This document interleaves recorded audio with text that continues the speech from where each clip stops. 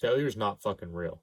Look, if you're the type of person that failure makes you feel like shit, or you lose all type of motivation when you're approaching a failure in a certain thing, or you're used to seeing X result on a certain thing and you don't get that result, then you feel shitty after the fact.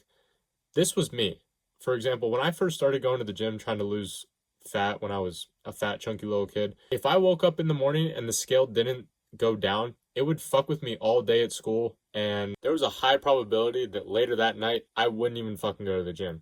But it wasn't until I learned this lesson that I'm about to tell you right now that I was able to use my failures to my advantage. Failure should excite you. As psychotic as that fucking sounds, it should excite you because it means you still have so much more to learn.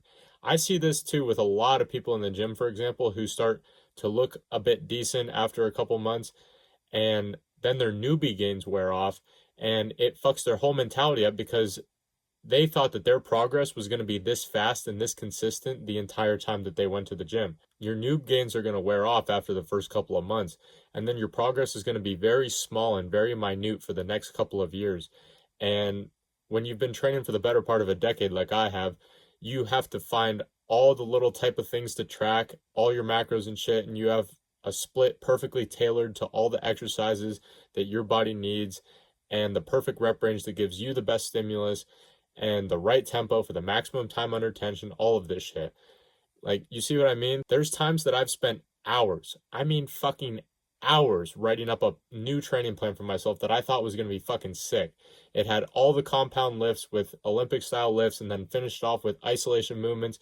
And it was a fully mapped out 26-week fucking program for myself, which is a half a year if you didn't fucking understand that. But 2.5 weeks into the program, I scrapped the entire fucking thing. I wasn't enjoying the training sessions. The rest times were too long for my style of training that I like. I wasn't getting any better at any of the fucking movements. My physique got worse in the 2 weeks, and I didn't feel athletic, which was honestly the entire fucking point of the program, because the research that I was reading at the time said that this particular style of training was going to get me X result, and it wasn't after the first 2.5 weeks. But what was different about this time was that I was years into my training and I've already adapted this mentality of being excited by failures. I didn't see it as, oh, I wasted a bunch of time and a bunch of hours making the program and I wasted 2.5 weeks trying it out. No, I saw it as I just eliminated a huge fucking area in the fitness realm that I don't have to step into anymore because I know that it doesn't work for me, which meant that I was one step closer to finding what works and what I currently do now. And the hard part, at least when it comes to training, is once you find what works like I have, it's knowing something works and being able to tweak the little things here and there and try to maximize the thing that you found that works for you, but not changing it too much because it'll fuck up what worked in the beginning. So failure should excite you because it means you have more to think about, more to learn from, and more ways to grow and get better as a result of it. Have you ever done like the cheat codes in a video game like GTA, for example, where you get like God mode and you never die and like you can spawn anything right in front of you? Like that shit gets boring really fucking quick.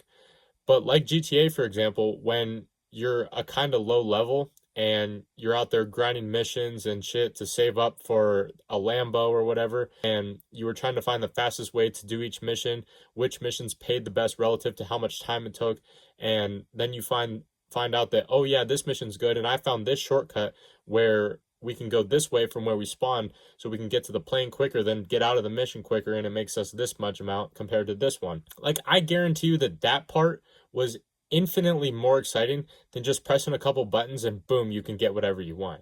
And another thing about not being bored is that you never become content. Boredom breeds contentment, which ruins all possibilities of growth in your life. Like, this is not even talking about video games anymore. And contentment and complacency usually come from the guys in the middle where they've made a little bit of progress and they think they're good. But if you think that you're happy with your 17% body fat and your one small bicep vein and, oh yeah, I have the top 2 abs, bro. But like, bro, my grandma has the fucking top 2 abs. Some people, they hit a point where their brain just stops thinking about how they can do better. The 17% body fat guy is never going to find out a new way of eating that's going to get him down to sub 10% body fat. Or he's never going to find that new style of training where it takes 45 minutes instead of 2 hours. And yeah, it sucks for 45 minutes, but the results are sick. And like, you see what I mean? Like, how are you going to solve something if you're not constantly thinking about how you can solve it? In order to solve a problem, you need to know that it's there, for one, and two, you need to be thinking and be obsessed with the problem.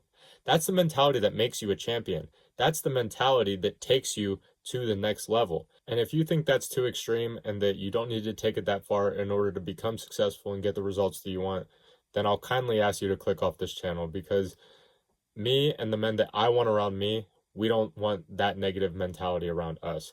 Enjoy your 25% body fat. Enjoy your beer gut when you're 27 years old. Enjoy your 2 out of 10 girlfriend who vapes and scrolls TikTok for 6 hours a day. Okay, so now that all the normies clicked off and got triggered, comment below if you made it to this part of the video so I know who the real men are that I want by my side. Because for one, I know that your attention spans are in the top 1% in the world, because you're watching a low dopamine video that is teaching you real raw lessons about life.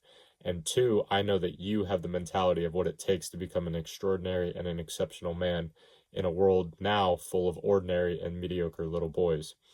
So I'm excited to see how many of the real men that there actually are that are watching my videos, so I can reply back to you and I can begin to start building this fucking empire that I'm trying to build. I hope this helped though. Don't let failure discourage you. Let it excite you. And I will see you tomorrow, bro.